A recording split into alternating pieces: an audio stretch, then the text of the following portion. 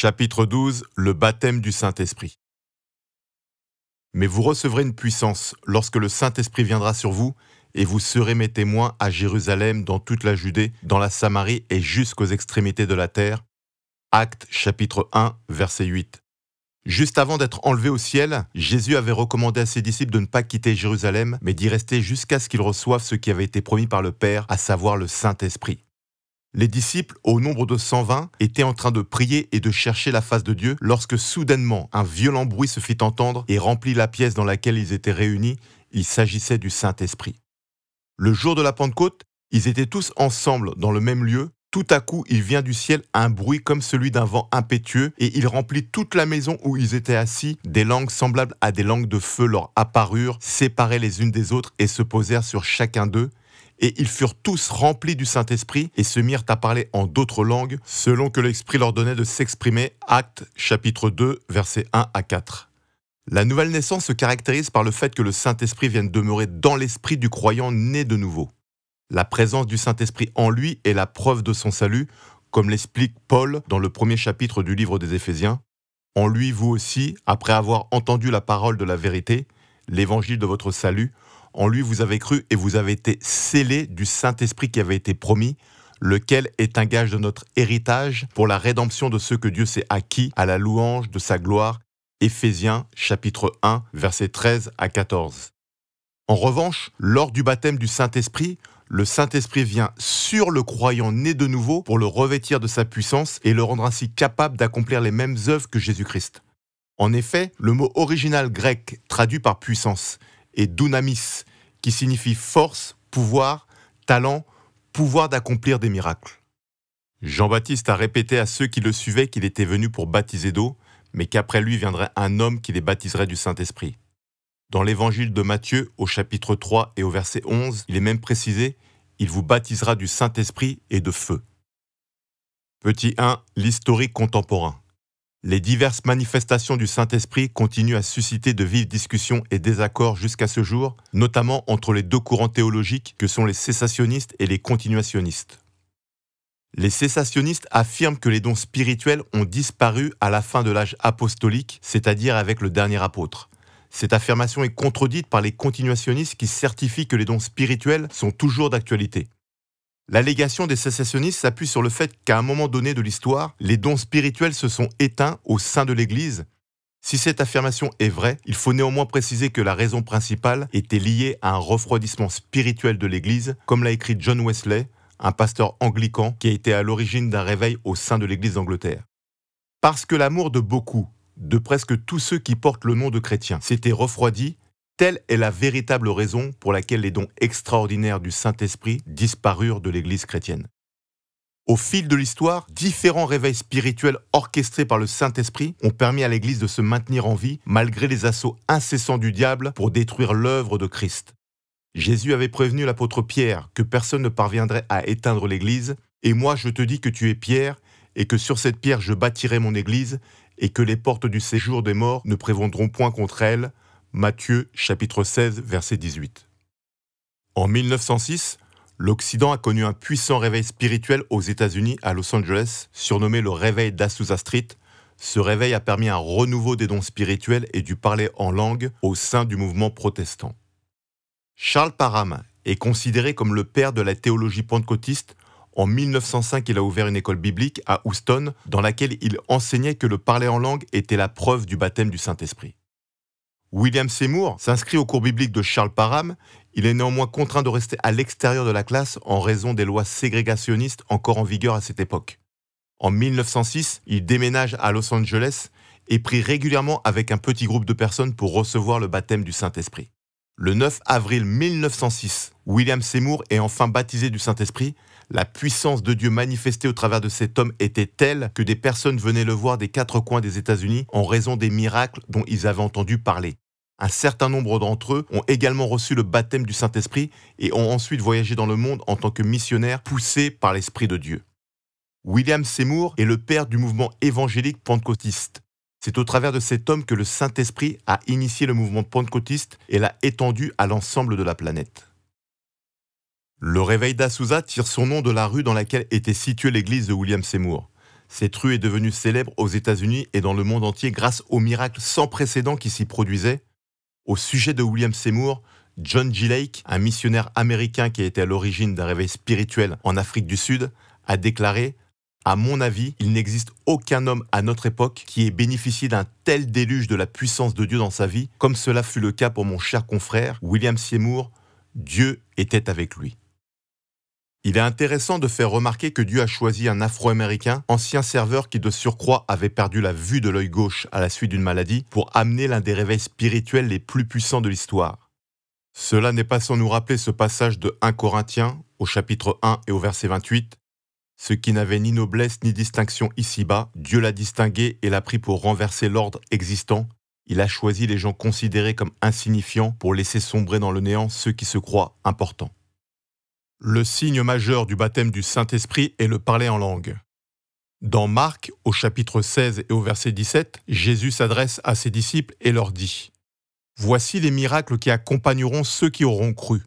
En mon nom, ils chasseront les démons, ils parleront de nouvelles langues, ils saisiront des serpents, s'ils boivent quelque breuvage mortel, ils ne leur feront point de mal, ils imposeront les mains aux malades et les malades seront guéris. » De même, plusieurs passages dans le livre des Actes des Apôtres nous montrent que lorsque les personnes reçoivent le baptême du Saint-Esprit, ils parlent en langue. Par exemple, le jour de la Pentecôte.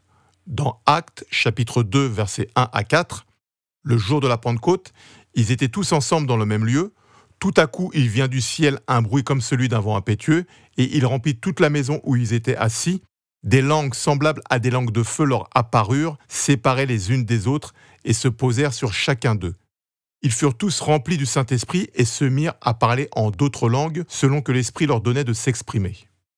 Dans Actes, chapitre 10, versets 44 à 47, l'apôtre Paul se retrouve chez Corneille, un centenier romain. La Bible dit « Pierre parlait encore quand le Saint-Esprit descendit sur tous ceux qui écoutaient la parole. Tous les croyants circoncis qui étaient venus avec Pierre furent stupéfaits de ce que le don du Saint-Esprit était déversé même sur les non-juifs. En effet, ils les entendaient parler en langue et célébrer la grandeur de Dieu. Alors Pierre dit « Peut-on refuser l'eau du baptême à ceux qui ont reçu le Saint-Esprit tout comme nous ?» Dans Actes, chapitre 19, versets 1 à 6, l'apôtre Paul arrive dans la ville d'Éphèse et il rencontre des disciples. Le texte dit « Paul rencontra quelques disciples et leur dit « Avez-vous reçu le Saint-Esprit lorsque vous avez cru ?» Ils lui répondirent « Nous n'avons même pas entendu parler d'un Saint-Esprit. » Il demanda « Quel baptême avez-vous donc reçu ?» Ils répondirent « Le baptême de Jean. » Alors Paul dit « Jean a baptisé du baptême de repentance en disant au peuple de croire en celui qui venait après lui, c'est-à-dire en Jésus. » Sur ces paroles, ils furent baptisés au nom du Seigneur Jésus. Lorsque Paul posa les mains sur eux, le Saint-Esprit vint sur eux et ils se mirent à parler en langue et à prophétiser. Petit 2. Les dons spirituels. Le baptême du Saint-Esprit se caractérise par l'attribution d'un ou plusieurs dons spirituels distribués par le Saint-Esprit selon son bon vouloir et par le fait de parler en langue. Les dons spirituels accordés lors du baptême du Saint-Esprit sont au nombre de 9. L'apôtre Paul présente l'ensemble de ces dons dans la première épître aux Corinthiens au chapitre 12. On peut les classer en 3 catégories. Les dons d'inspiration, qui sont la diversité des langues, l'interprétation des langues, le don de prophétie. Les dons de révélation, qui sont la parole de sagesse, la parole de connaissance, le discernement des esprits, et le don de puissance, qui sont le don de la foi, le don d'opérer des miracles et les dons de guérison. La diversité des langues peut se manifester sous 2 formes. Le parler en langue, glossolalie, le croyant reçoit ce don lorsqu'il est baptisé du Saint-Esprit et commence à s'exprimer en des langues inintelligibles. Il prononce des paroles mystérieuses sous l'inspiration du Saint-Esprit et personne ne comprend son langage car il s'adresse directement à Dieu et non aux hommes. Le parler en d'autres langues, la xénoglossie. Le croyant reçoit la capacité de s'exprimer en des langues intelligibles, comprises uniquement par les auditeurs dont il s'agit de la langue maternelle ou bien qu'il a apprise, mais que l'auteur du don lui-même n'a jamais étudié auparavant et dont il en ignore la signification. L'interprétation des langues équivaut à traduire en langage intelligible un don spirituel qui a été donné en langue. Seul le Saint-Esprit peut en communiquer l'interprétation à la personne qui interprète. Cela consiste à donner publiquement la signification d'une langue non apprise auparavant. Ce don spirituel a pour but d'édifier l'Église et de convaincre les non-croyants en s'adressant directement à eux. Le don de prophétie est celui par lequel le Saint-Esprit communique la parole de Dieu à une personne ou un auditoire au travers d'un autre individu afin de les édifier, les encourager et les exhorter. Tout enfant de Dieu est appelé à prophétiser, mais tout le monde n'est pas prophète. Le prophète est un porte-parole, un messager établi et autorisé par Dieu à communiquer sa volonté et sa pensée aux hommes. Les dons de révélation. La parole de sagesse est le don que Dieu utilise pour communiquer une part de sa sagesse à une personne afin de lui donner une révélation, une solution ou un éclaircissement sur une situation bien particulière ou par rapport à des plans et des projets qu'il a prévu de réaliser dans le futur. La personne qui reçoit une parole de sagesse reconnaît que cette parole vient de Dieu à cause de la profondeur et de l'exactitude de la révélation. Cette révélation permet aussi d'avoir des percées surnaturelles dans des domaines où cela était auparavant très compliqué. Un jour, les scribes et les pharisiens ont amené devant Jésus une femme prise en flagrant délit d'adultère afin de le piéger dans le but de l'amener à contredire son message tourné vers l'amour, car la loi de Moïse exigeait qu'elle soit lapidée à cause de sa faute. Jésus leur a alors donné une parole de sagesse. Il leur a dit que celui de vous qui est sans péché jette la première pierre contre elle. Jean chapitre 8, verset 7. La parole de connaissance est une révélation surnaturelle de situations, d'événements, de choses présentes ou passées dans la vie d'un individu. Le Saint-Esprit met en lumière des choses cachées dans la vie de cette personne, non pour la condamner, mais pour la délivrer, la guérir et se révéler à elle. La parole de connaissance révèle des informations sur des choses passées ou présentes. Un jour, alors que Jésus échangeait avec une femme samaritaine près d'un puits, il a été capable de lui indiquer le nombre de maris qu'elle avait eu auparavant. Par cette parole de connaissance, tu as raison d'affirmer que tu n'as pas de mari, car tu as eu 5 maris et l'homme avec lequel tu vis maintenant n'est pas ton mari. Tu as dit la vérité. Jean chapitre 4, versets 16 à 18. Cette parole procède du fait que rien n'est caché devant le Seigneur. Le discernement des esprits est un don de révélation par le biais duquel le Saint-Esprit donne aux croyants la capacité de percevoir le monde spirituel et le monde des esprits, qu'il s'agisse des anges ou des démons, ainsi que la véritable nature des choses selon l'œil de Dieu. Il consiste à voir l'invisible de Dieu, c'est un équipement spirituel qui permet de discerner ce qui est de la chair et ce qui est de l'esprit. Celui ou celle qui a le don de discernement des esprits peut identifier l'auteur d'une manifestation surnaturelle ou connaître la nature de l'esprit qui inspire, anime, agite ou tourmente une personne. Dans le livre des Actes au chapitre 16, l'apôtre Paul et ses compagnons de service étaient suivis pendant plusieurs jours par une femme qui ne cessait de crier « Ces hommes sont les serviteurs du Dieu très haut et ils vous annoncent la voie du salut ». Actes chapitre 16, verset 16. Malgré la fiabilité de son affirmation, Paul a discerné qu'elle parlait sous l'influence d'un esprit de Python. Fatigué par son comportement, il finit par chasser le démon en question. Les dons de puissance. Le don de la foi est communiqué à un moment précis pour une situation exceptionnelle qui demande une mesure de foi extraordinaire. Quand ce genre de situation se présente, le Saint-Esprit convainc que l'impossible aux yeux des hommes est possible pour Dieu.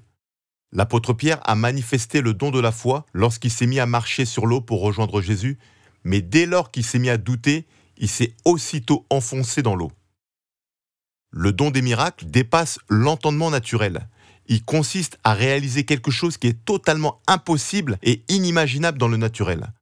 À plusieurs reprises, la Bible nous parle de faits miraculeux comme la multiplication des pains et des poissons pour des milliers de personnes ou encore la séparation du Jourdain ou de la mer Rouge. Le don de guérison est celui qui, comme son nom l'indique, permet de guérir des maladies, des handicaps, des malformations. Même s'il est vrai que chaque croyant est appelé à prier pour les malades et à croire qu'ils peuvent être guéris, celui qui a reçu le don est revêtu d'une onction particulière lorsqu'il prie pour les malades. Jésus a guéri un nombre considérable de malades lors de son ministère terrestre. Petit 3, le parler en langue. Le parler en langue est l'évidence du baptême du Saint-Esprit. Lorsqu'on prend le temps de lire attentivement le livre des Actes, on s'aperçoit que lorsqu'une personne était baptisée du Saint-Esprit, celle-ci parlait systématiquement en langue, comme cela fut le cas le jour de la Pentecôte ou lorsque Pierre s'est présenté chez Corneille. La Bible nous dit « Comme Pierre prononçait encore ces mots, le Saint-Esprit descendit sur tous ceux qui écoutaient la parole. Tous les fidèles circoncis qui étaient venus avec Pierre furent étonnés de ce que le don du Saint-Esprit était répandu sur tous les païens. car ils les entendaient parler en langue et glorifier Dieu. Actes chapitre 10, versets 44 à 46. Il existe deux formes de parler en langue et de nombreux bénéfices attachés à cette pratique. Les deux formes de parler en langue. Au sujet du parler en langue, il faut bien faire la distinction entre deux notions, la glossolalie et la xénoglossie. La glossolalie, le dictionnaire universaliste définit la glossolalie, qui vient du grec glossa, qui signifie langue, et laline, parler, comme étant un phénomène religieux de type mystique ou paranormal, consistant à parler une langue inconnue de la personne qui s'exprime, de telle sorte que les auditeurs en sont subjugués et comme envoûtés. Dans le cadre de certains rituels propres à des pratiques mystiques, comme le chamanisme ou le spiritisme, le sujet peut entrer en transe à cause des esprits qui prennent possession de son corps et s'expriment au travers d'un langage inintelligible. Dans l'approche biblique, la glossolalie est un langage initié par le Saint-Esprit pour communiquer directement à Dieu. Dans 1 Corinthiens chapitre 14, verset 2, il est écrit « En effet, celui qui parle en langue ne parle pas aux hommes, mais à Dieu, car personne ne le comprend, et c'est en esprit qu'il dit des mystères. » La xénoglossie. Le dictionnaire Larousse définit la xénoglossie comme étant un phénomène au cours duquel un sujet se montre capable, dans un état modifié de conscience, de parler une langue étrangère véritable qu'il ne connaît pas à l'état conscient. C'est exactement ce qui s'est produit le jour de la Pentecôte, où plusieurs des personnes qui étaient réunies ont parlé des langues qu'ils ne connaissaient pas, mais que certaines personnes présentes sur place comprenaient. Dans Actes chapitre 2, versets 1 à 12, il est écrit « Le jour de la Pentecôte, ils étaient tous ensemble dans le même lieu. Tout à coup, il vient du ciel comme un bruit, comme celui d'un vent impétueux, et il remplit toute la maison où ils étaient assis. Des langues semblables à des langues de feu leur apparurent, séparées les unes des autres, et se posèrent sur chacun d'eux, et ils furent tous remplis du Saint-Esprit, et se mirent à parler en d'autres langues, selon que l'Esprit leur donnait de s'exprimer. Or, il y avait en séjour à Jérusalem des Juifs, hommes pieux, de toutes les nations qui sont sous le ciel. Au bruit qui eut lieu, la multitude accourut et elle fut confondue parce que chacun les entendait parler dans sa propre langue. Ils étaient tous dans l'étonnement et la surprise, et ils se disaient les uns aux autres « Voici ces gens qui parlent. Ne sont-ils pas tous galiléens? Et comment les entendons-nous dans notre propre langue, à chacun dans notre langue maternelle? Comment les entendons-nous parler dans nos langues des merveilles de Dieu ?» Les 7 raisons de parler en langue.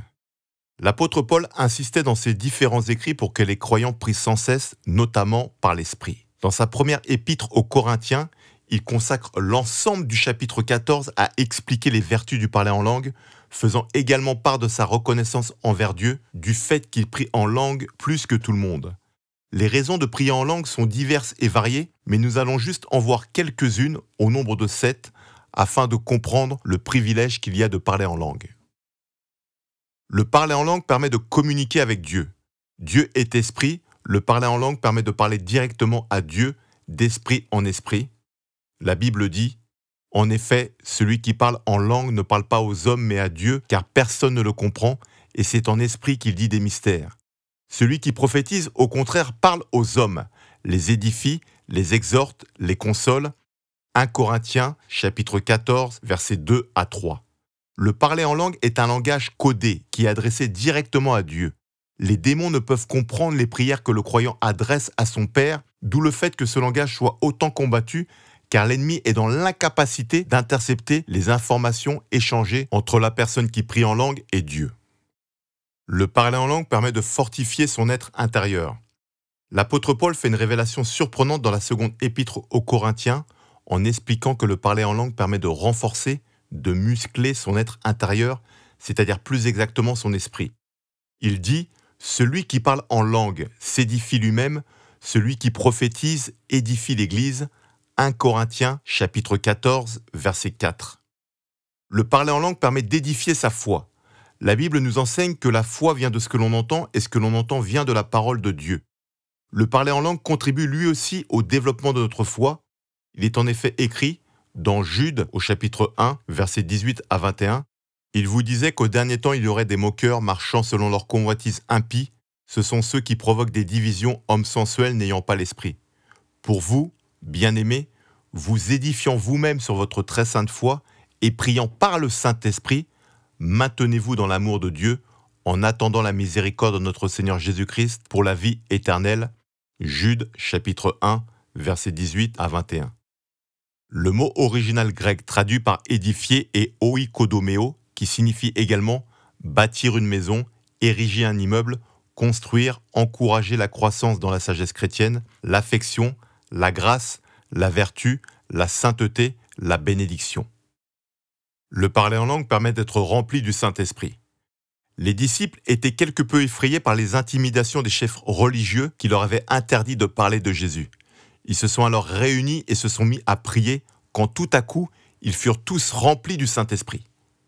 Et maintenant, Seigneur, vois leurs menaces et donne à tes serviteurs d'annoncer ta parole avec une pleine assurance en étendant ta main pour qu'il se fasse des guérisons, des miracles et des prodiges par le nom de ton saint serviteur Jésus.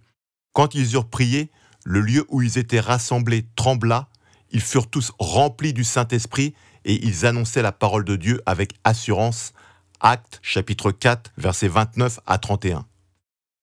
Le parler en langue permet de recevoir les révélations d'en haut. Lorsqu'une personne prie en langue, son esprit communique avec Dieu qui lui répond en transférant des informations dans son esprit. Le docteur Bill Hamon, auteur de l'ouvrage « Les 70 raisons pour parler en langue », explique le déroulement de cette communication. Dieu transfère sa pensée de son cœur vers l'esprit et l'âme de ses enfants.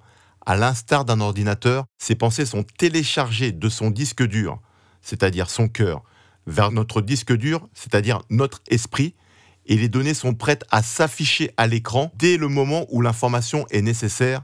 En d'autres termes, elles apparaissent dans notre pensée. L'apôtre Paul explique en effet que le Saint-Esprit sonde le cœur du Père et nous révèle ce qu'il y a trouvé nous concernant. Il est en effet écrit dans 1 Corinthiens chapitre 2, versets 9 à 12, « Mais comme il est écrit, ce sont des choses que l'œil n'a point vues, que l'oreille n'a point entendues et qui ne sont point montées au cœur de l'homme. Des choses que Dieu a préparées pour ceux qui l'aiment, Dieu nous les a révélées par l'Esprit, car l'Esprit sonde tout, même les profondeurs de Dieu. Lequel des hommes, en effet, connaît les choses de l'homme si ce n'est l'Esprit de l'homme qui est en lui? De même, personne ne connaît les choses de Dieu si ce n'est l'Esprit de Dieu. Or nous n'avons pas reçu l'Esprit du monde, mais l'Esprit qui vient de Dieu, afin que nous connaissions les choses que Dieu nous a données par sa grâce. » Le parler en langue permet de développer le fruit de l'Esprit. La nouvelle naissance produit la régénération, la recréation de l'esprit humain, mais il faut insister sur le fait que l'âme reste quant à elle inchangée. Le renouvellement des pensées est donc un élément essentiel pour parvenir à adopter progressivement le caractère de Christ. Le parler en langue accélère la transformation du caractère, car en fortifiant l'esprit, il permet de vivre par l'esprit et non plus par la chair. Mais le fruit de l'esprit, c'est l'amour, la joie, la paix, la patience, la bonté, la bénignité, la fidélité, la douceur, la tempérance. La loi n'est pas contre ces choses. Ceux qui sont à Jésus-Christ ont crucifié la chair avec ses passions et ses désirs. Si nous vivons par l'esprit, marchons aussi selon l'esprit. Galates chapitre 5, verset 23. Le parler en langue permet d'activer les dons du Saint-Esprit. Les anciens véhicules étaient dotés d'un starter pour faciliter le démarrage du moteur, notamment en période hivernale. De même, plus une personne parlera en langue et plus les dons spirituels qui lui ont été attribués par le Saint-Esprit seront efficaces. En conclusion, Jésus avait besoin du Saint-Esprit pour pouvoir accomplir la volonté parfaite du Père et manifester les miracles et le royaume de Dieu sur la terre. Aussi, le jour de son baptême, le Saint-Esprit est descendu sur lui et l'a poussé dans le désert. L'évangile de Luc relate que lorsqu'il est sorti du désert, Jésus était revêtu de la puissance du Saint-Esprit. C'est pourquoi le baptême du Saint-Esprit est un événement indispensable dans la vie de tout chrétien qui souhaite marcher sur les pas de Jésus et manifester sa personne en caractère et en œuvre. Le baptême du Saint-Esprit peut être reçu instantanément lors de la nouvelle naissance, mais il peut également se demander par la prière.